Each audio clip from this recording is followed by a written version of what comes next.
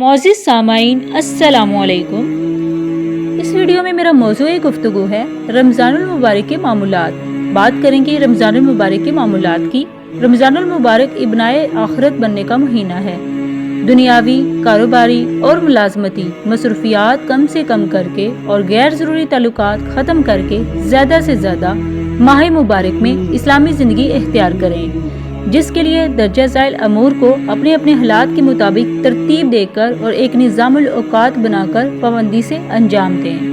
صدقے دل سے تمام گناہوں سے توبہ کرنا اور کثرت سے توبہ و استغفار کا اہتمام کرنا،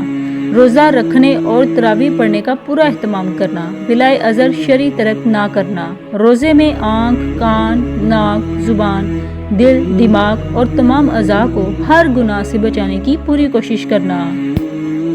اور اسی طرح نماز باجماعت کا مکمل اہتمام کرنا، صلاۃ و تسبیح اور تہجد کے نوافل کا معمول بنانا، اسماء رسول صلی اللہ علیہ وآلہ وسلم کی تعلیمات کا مطالعہ کرنا،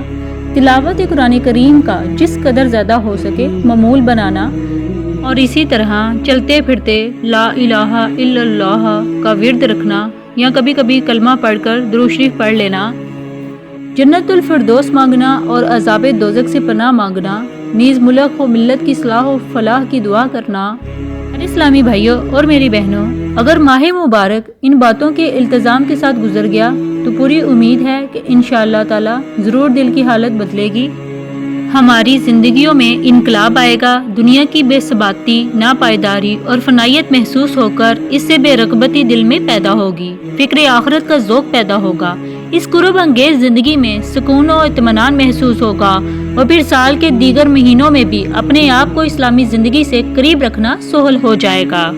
امید کرتی ہوں آپ کو میری یہ ویڈیو پسند آئی ہوگی۔ میری مزید ویڈیو کے لیے میرا چینل ضرور سبسکرائب کریں۔ آپ کا بہت شکریہ۔